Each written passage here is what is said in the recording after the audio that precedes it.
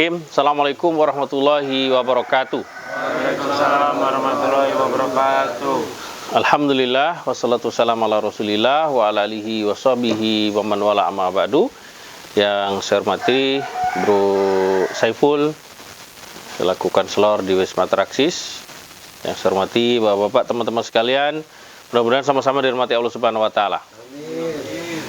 Ya, alhamdulillah di akhir-akhir Syawal ini di tahun 1444 Hijriah kembali kita bisa berjumpa, dan berarti masih suasana Idul Fitri kan, karena Idul Fitri itu bulan Syawal dan Syawal itu 1 bulan.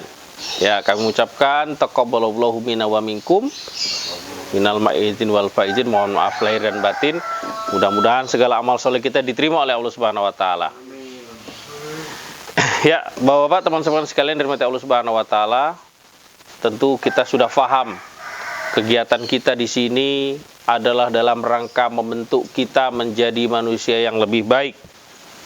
Kalau dulu kita buruk, kita tidak baik, maka di sini kita diajari bagaimana menjadi manusia yang baik.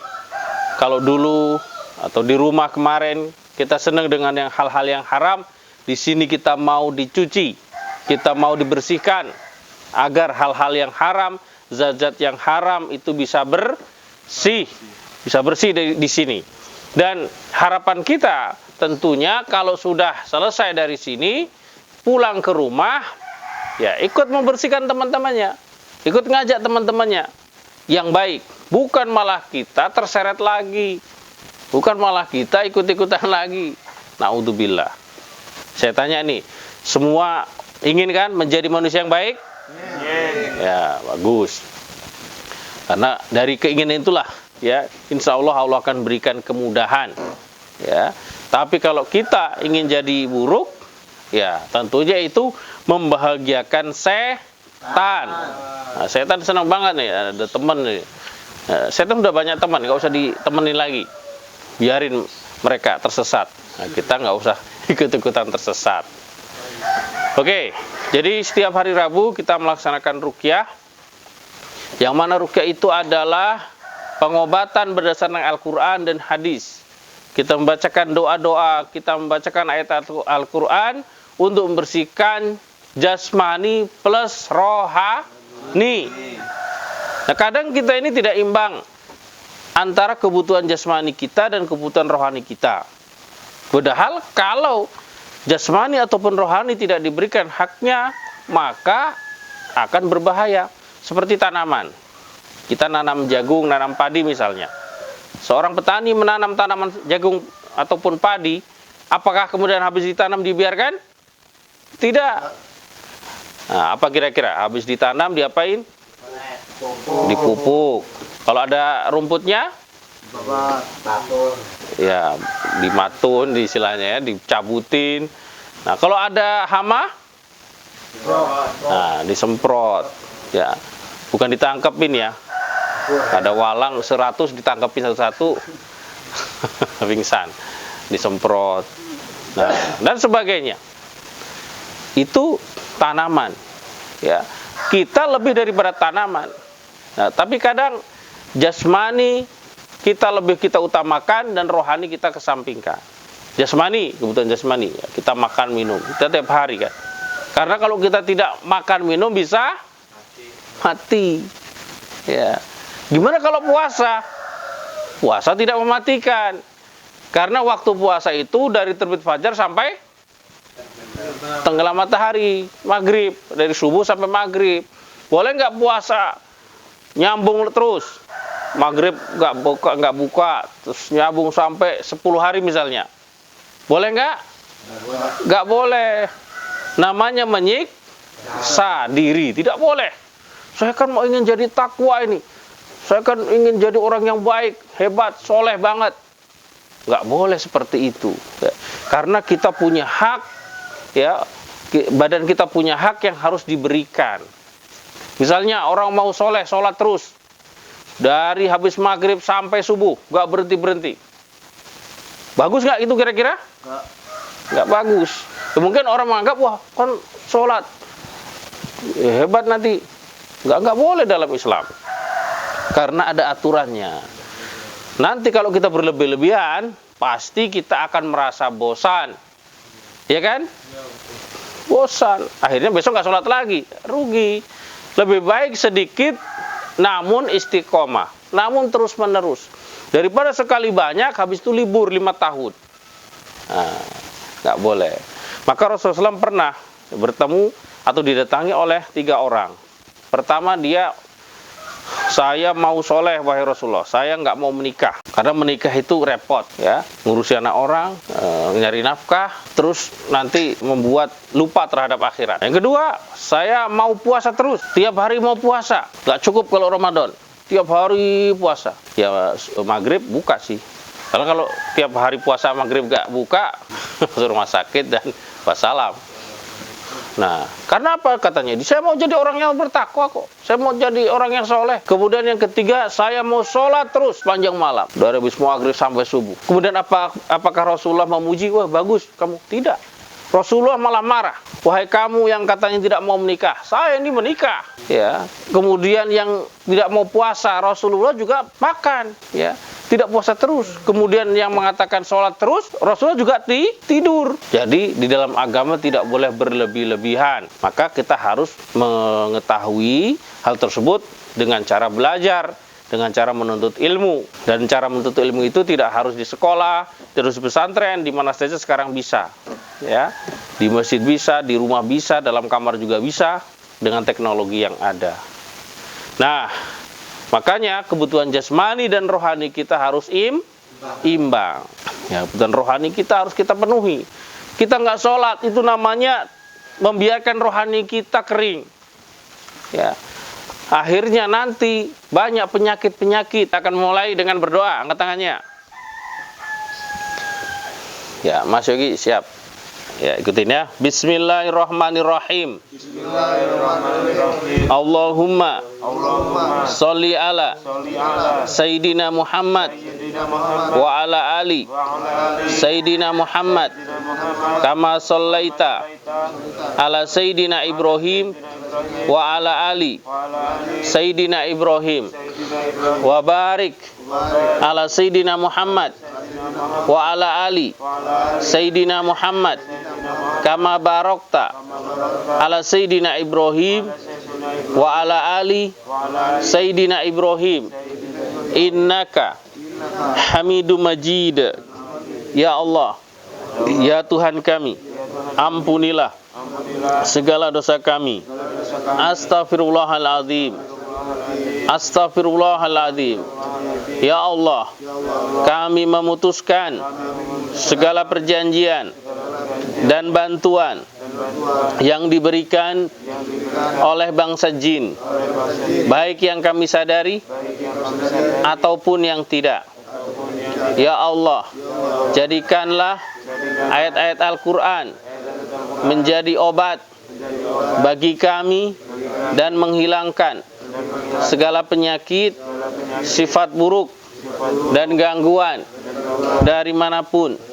Ya Allah, berikanlah kesembuhan, kesehatan kepada hamba-Mu ini.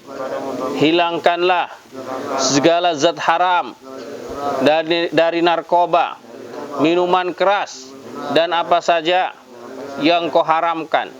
Ya Allah, kami yakin doa ini Engkau lihat dan Engkau dengar. Kabulkanlah ya Allah. Amin ya rabbal alamin. Selanjutnya kita akan namanya ruqyah mandiri ya. Kanan angkat ke atas. Oke, turun ke perut sebelah kanan. Diputar. Kita baca Al-Fatihah. Ya, ini betul-betul kita yakin, kita kumpulkan penyakit, kumpulkan setan-setan yang selama ini mengganggu kita. Selesai dibacain, kita tiup, terus didorong. Nah, keluarkan tuh narkoba-narkobanya, keluarkan jin-jin, tomang, jin apapun. Nah, jangan ditahan ya, plastiknya itu udah dibagikan. Itu manfaatnya untuk menampung mual, muntahan kita. Oke, kita baca Al-Fatihah, ta'awudz. A'udzu billahi minasy syaithanir rajim. Bismillahirrahmanirrahim. Alhamdulillahi Rabbil Alamin. Ar-Rahmanir-Rahim. Maliki Yaumiddin. Iyyaka na'budu wa iyyaka nasta'in. Ihdin siratal ladzina an'amta 'alaihim ghairil maghdubi 'alaihim waladdallin. Amin. Tiup. Nah, tempelkan sambil takbir. Allahu Akbar. Dorong lagi. Allahu Akbar. Terus. Tain mas kalau mual mas. Lau anzalna hadzal Qur'an ala jabalil la ra'aitahu khashiyan mutasaddian min khasyatillah wa tilkal amsalu nadribuha lin-nasi la'allahum yatafakkarun. Nah, keluar semuanya. Terus, batukin mas. Terus, nah, keluar semuanya. Ayo, terus, batukin lagi. Terus, nah, keluarin. Ayo, yakin. Nyakit-nyakit bisa keluar. Gitu.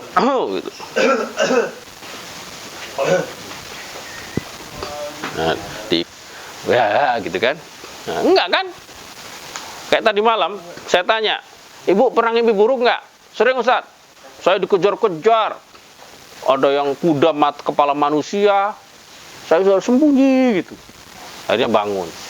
Terus seperti itu. Nah, itu bentuk-bentuk gangguan jin. Maka kalau saya mendiagnosa pasien saya tanya, mimpinya bagaimana? Wah, kejar-kejar. Kemudian kayak terbang. Habis jatuh tapi. Enak nggak kira-kira? Melayang terus jatuh gitu. Ya, itulah. Itu bentuk dari penjajahan jin di alam mimpi. Bahkan ada mimpi ketemu ular. Nah, padahal sudah punya anak 5. Ngomong mau nikah lagi aja pasti takut sama istrinya. Ini ketemu binatang ular itu artinya ada jin yang masuk dalam mimpi. Itu mitos itu kalau kayak gitu. Nah, suatu ketika pasien saya itu digigitlah di dalam mimpi oleh ular itu. Ya, kita nggak tahu gimana gigitnya. Silakan. Akhirnya dia bangun, tiba-tiba kulitnya ada bekas gigi ular. Ini fakta. Nah, berarti setan itu bisa juga menciderai tubuh manusia. Maka butuhlah kita perlindungan. Nah, karena mau nggak mau hari ini orang kalau mau mencari wajah kita gampang. Kita punya Facebook kan? Ada punya Facebook kan?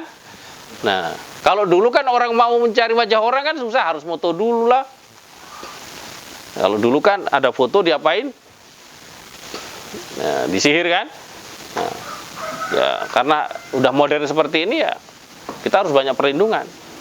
Kalau yang nggak punya Facebook, nggak punya YouTube, nggak punya apa, mungkin masih enak. Punya kan mas?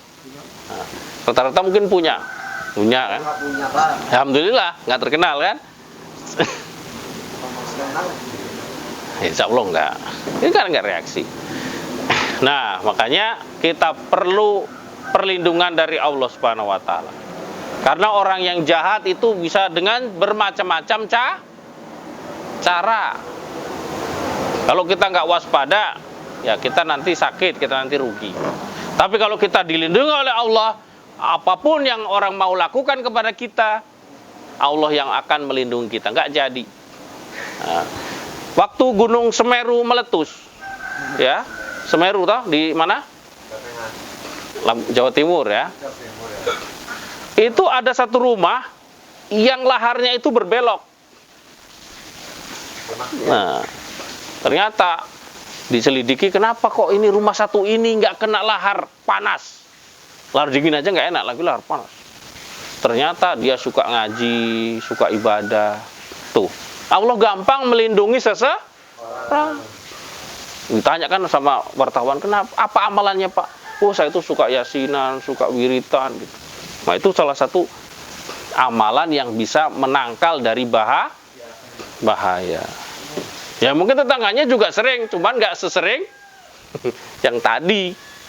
Tuh bukti bahwasanya Allah bisa melindungi. Di Serang yang lebih dekat, waktu itu ada tsunami. Ada pondok pesantren, depannya itu, halamannya itu adalah laut. Kalau logikanya, ketika ada tsunami, kena nggak dia? Kena orang di depannya pantai. Tapi air itu ngerti, mana yang harus dikejar, mana yang tidak. Air itu membelah. Nggak jadi. Pondoknya aman, anak-anaknya ngaji. Seperti nggak ada apa-apa. Malah seneng lihat air kali kan. Wush, lompat. Tempatnya ada nggak apa-apa. Itulah keajaiban. Ya, makanya kalau kita baik tidak ada ruginya, justru malah untung. Nah, akhirnya air laut tadi yang ngejar-ngejar orang yang terbirit-birit itu kan. Itu bukti bahwasanya perlindungan dari Allah ya, sangat luar biasa, tidak bisa kita cerna. Itulah keajaiban dari Allah Subhanahu. Ibrahim, Nabi Ibrahim orang baik. Salah satu kebaikan Nabi Ibrahim yang baru kita contoh nih, tapi namun agak sulit. Nabi Ibrahim setiap mau makan itu pasti ngajak orang. Kalau kita makan di rumah nih, jangan di sini. Kalau di sini pasti ngajak. Di rumah kita mau makan sarapan, ngajak orang nggak? Tetangga, ayo sini Pak, ayo makan. Saya pun agak susah karena tetangga sudah makan duluan. Nabi Ibrahim begitu. Dia setiap makan ngajak orang, mau orang lewat sini makan dulu. Luar biasa pahalanya, kasih makan. Maka sekarang ada namanya sedekah ngasih makan. Nabi Ibrahim itu begitu kebaikannya, masih makan terus. Makan harus ngajak orang. Dia siapa? Namrud, mempan nggak api? Enggak. Logikanya kalau orang kena api pasti angus. Dan jangan dicoba ya. Saya kan baik, belum tentu. Kita kena rokok aja pasti wah, jerit-jerit. Itu dibakar, bro. Ya, tapi tidak mempan. Siapa yang melindungi dia? Yang melindungi Nabi Ibrahim siapa? Allah. Dengan Allah mengatakan, "Kul ya narukuni barda wa salaman ala Ibrahim."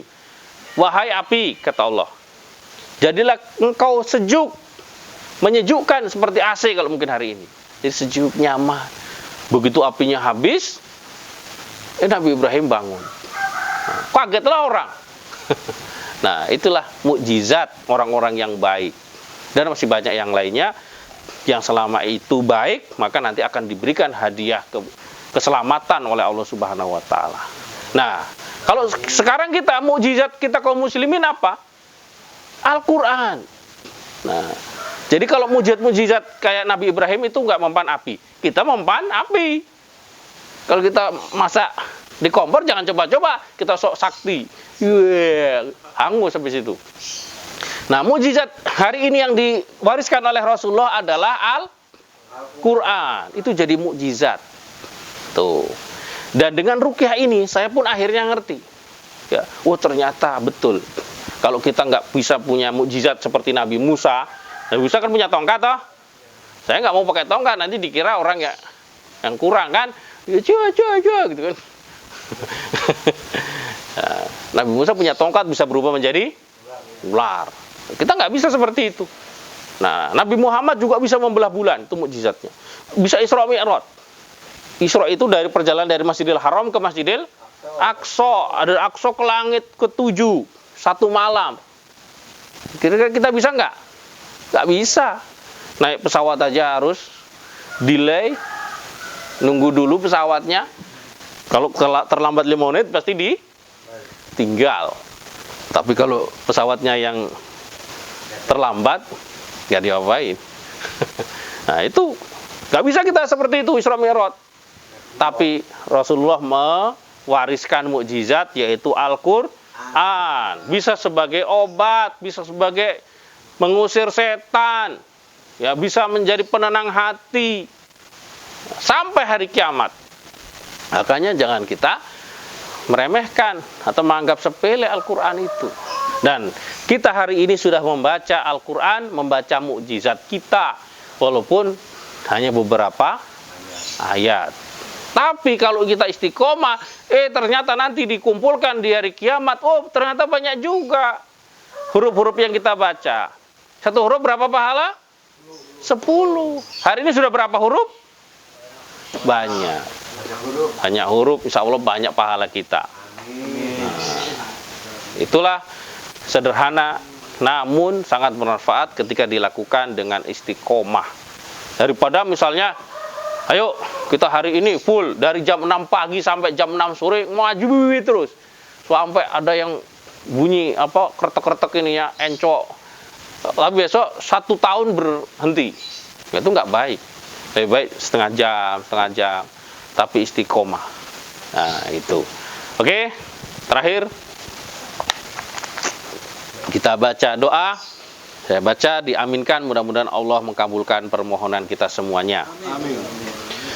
Bismillahirrahmanirrahim. Alhamdulillahirabbil alamin. Hamdan syakirin, hamdan na'imin, hamdan yafina wa kafi mazidah. Ya Rabbana walakal hamdu kama yanbaghi li jalikal karim wa adhim sultanik. Rabbana dhalamna anfusana wa illam taghfir lana wa tarhamna lanakunanna minal khasirin. Ya Allah ya Rahmanir Rahim, ampunilah segala dosa kami ya Allah. Ya Allah ya Rahmanir Rahim, jadikanlah ibadah pada hari ini Engkau terima seluruhnya ya Allah. Jadikanlah ayat-ayat suci-Mu yang sudah kami baca menjadi obat bagi kami, menjadi petunjuk dan menjadi syafaat bagi kami ya Allah. Ya Allah ya Rahman ya Rahim, bimbinglah kami, berikanlah hidayah kepada kami ya Allah agar kami tidak tersesat. Ya Allah, berikanlah kebahagiaan kepada kami di dunia dan akhirat. Rabbana taqabbal minna du'ana innaka antas samiul alim wa tub alaina innaka antat tawwabur rahim. Rabbana atina fid dunya hasanah wa fil akhirati hasanah wa qina adzabannar. Wa sallallahu ala nabiyyina Muhammadin wa ala alihi wasallam. Walhamdulillahirabbil alamin. Ya, demikian pertemuan kita pada hari ini. Terima kasih atas segala perhatiannya. Mohon maaf kalau ada salah kekurangan. Akhirul kalam. Assalamualaikum warahmatullahi wabarakatuh. Waalaikumsalam.